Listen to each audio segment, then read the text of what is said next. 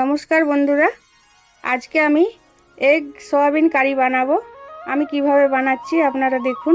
খুব খেতে ভালো হয় বন্ধুরা, ভাত দিয়ে রুটি দিয়ে আপনারা খেতে পারেন, খুব সুস্বাদু খাবার হয়। পুরো ভিডিওটা দেখার জন্য অনুরোধ রইল। আমার চ্যানেলে নতুন হয়ে থাকলে সাবস্ক্রাইব লাইক করবেন। চলে এসেছি বন্ধুরা, কড়াই বসিয়ে দিয়েছি উনুন জেলে, এর মধ্যে জল দিলাম। প্রথমে আমি সয়াবিনগুলো সিদ্ধ করে নেব। এই দেখুন,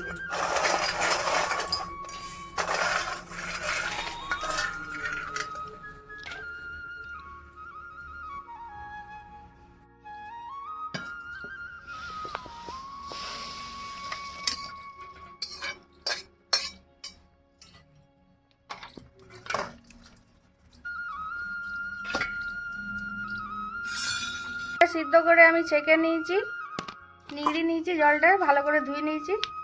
কি কি মশলা নিয়েছি দেখুন। একটা ডিম, আলুগুলো আমি কেটে নিয়েছি ছুলে, 3টে কাঁচা লঙ্কা, পেঁয়াজ, রসুন, টমেটো, আদা। আর এটা গোটা আমি মশলা নিয়েছি, জিরে, ধনে। কড়াই গরম হয়ে গেছে, সামান্য একটু তেল দেবো।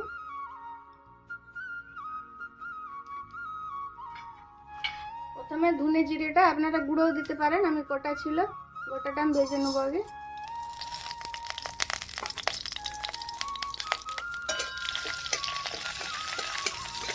সব দিয়ে দেবো, টমেটো, পেঁয়াজ, আদা, রসুন, হালকা করে ভেজে নেব।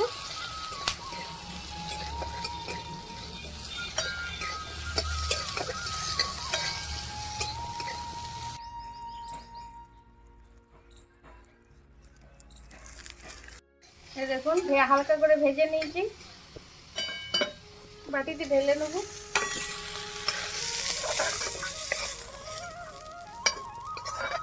এই সব একসাথে বেটে নেব। সয়াবিনটা ডিম দিয়ে মাখিয়ে নেব। সামান্য লঙ্কার গুঁড়ো,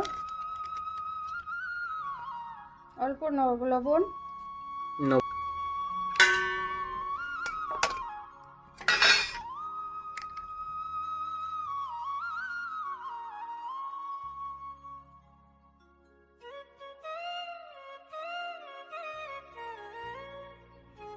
হলুদের গুঁড়ো। ভালো করে এটা মাখিয়ে 10 মিনিট রেখে দেবো। মশলাটা আমি পিষে নিয়েছি খুব মিহি করে। সয়াবিনটা প্রথমে ভেজে নেবো, তেল দিলাম, সরষের তেল, মাখিয়ে রেখেছিলাম, সয়াবিন দিয়ে দেবো। লাল লাল করে ভেজে নিয়েছি সয়াবিনগুলো, খুব ভালো করে ঢেলে নেবো।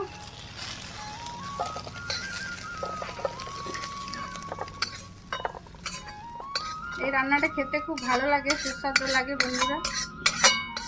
এই কড়াইয়ের মধ্যে তেল দিয়ে দিলাম, আলুগুলো ভেজে নেব।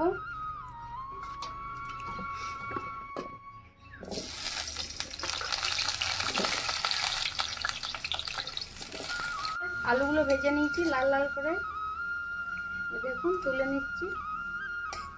এই আলুগুলো ভাজলে খুব ভালো হয় খেতে। আর কড়াই আমি তেল দেবো না, তেল আছে। পেস্ট করা মশলাটা দিয়ে দেবো।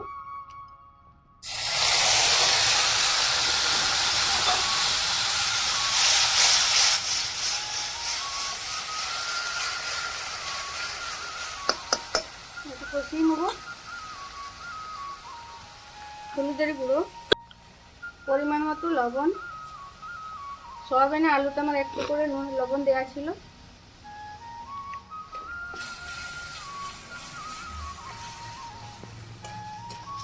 চিনি যদি না খান নাও দিতে পারেন, চিনি দিলে একটু স্বাদ হয় ভালো।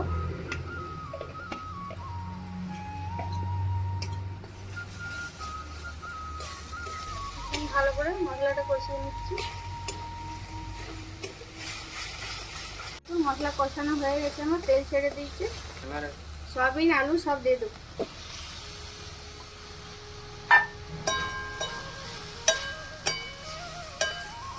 জল দিয়ে দেবো।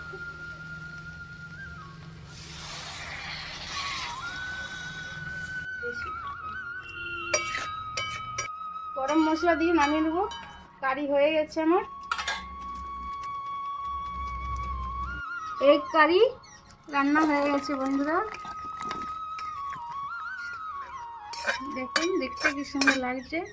যে গরম ভাত দিয়ে খুব ভালো লাগে, রুটি দিয়েও খাওয়া যেতে পারে, খেতে খুব ভালো লাগে।